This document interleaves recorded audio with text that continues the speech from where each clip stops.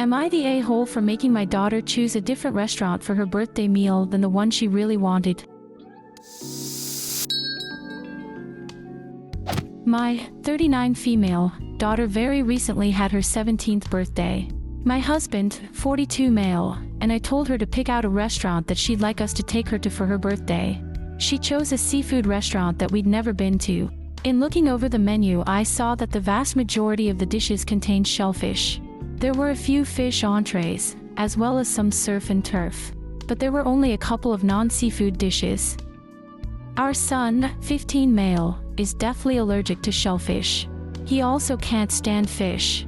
There were only a couple of dishes there that he could actually eat. I didn't want to take him there because I knew that he wouldn't really enjoy his meal and I was worried about cross-contamination. I told my daughter that this restaurant wouldn't work and that she would have to pick out a different one. My son said that he would be fine just staying home, that we could use the money that we would have spent on his meal to just order him a pizza instead. My husband also insisted that since it was our daughter's birthday that she should be able to choose the restaurant, and that our son would be fine home alone with pizza and video games. But here's the thing, we can only afford to go out as a family every so often. When we splurge on a restaurant meal, I want both of our children there. I insisted and my daughter chose a different place and we had a nice meal as a family. But she is still a little salty that she didn't get to have her first choice of restaurants. Most people I've asked say I'm wrong. But, again, we can only afford to go out every so often. Is it so wrong that I wanted to do it as a family? My daughter still had a nice birthday meal. You are the a-hole for a lot of reasons. First, if you were going to put parameters on her choice, you should have told her that beforehand. Second, you seem more hung up on the fact that your son wouldn't like the food than his allergy. Your son's preferences are irrelevant. This is your daughter's day. He seems to understand that, but you don't. Third, if you were really concerned about cross-contamination, you could have called ahead to discuss your concerns and see what precautions the restaurant would be willing to take. If that isn't satisfying, which would be perfectly understandable, your son offered to stay home. I get that you want to have a family meal, but all you have done is tell your daughter that she is not worth individual celebration. This could have been a great opportunity for you and your husband to have individual time with your 17-year-old, a rare opportunity. Instead, you squandered that, created unnecessary conflict, and possibly formed resentment between your daughter and her brother. The son clearly would have preferred a night alone with pizza and video games, so I highly doubt his sister is going to resent him. She will resent OP for sure, and the son may resent OP too. But if anything, OP has shown both of her kids she doesn't care about their wants choices. Well, I mean I get it, but you are the a-hole. Your daughter didn't get what she wanted for her birthday. Your husband had no problem with it. Your son had no problem with it.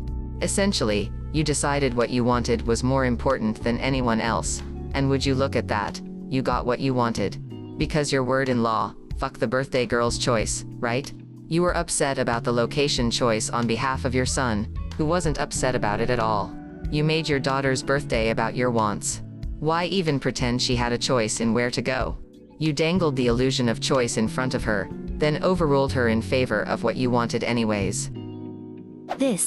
It's not even about prioritizing the son over the daughter because the son was fine with staying home. It was prioritizing OP's own wants over what anybody else in the family wanted. You are the a-hole. Your son offered an easy solution, but you rejected that.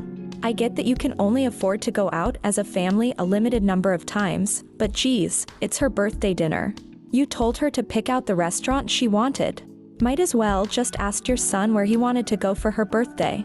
Most people I've asked say I'm wrong. That's because you are wrong. Am I the a-hole for refusing to call my daughter by her middle name after my sister gave her daughter the same first name? I, 24 female, named my 2-year-old daughter Indy. My sister, 35 female, gave birth to her first child last month, my niece, and she also called her Indy. The name Indy was not one my sister had mentioned to me before I had my child. My boyfriend and I just really liked the name for our daughter. The name is not a family name either.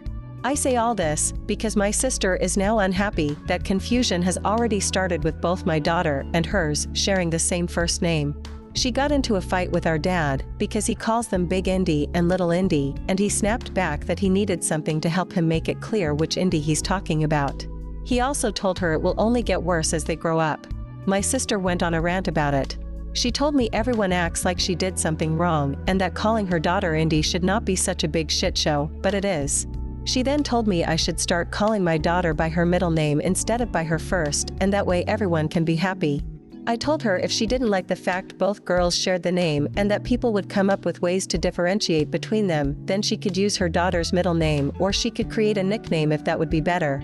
But I told her I will not change what I call my daughter after 2 years, because she decided to use the same name for her cousin.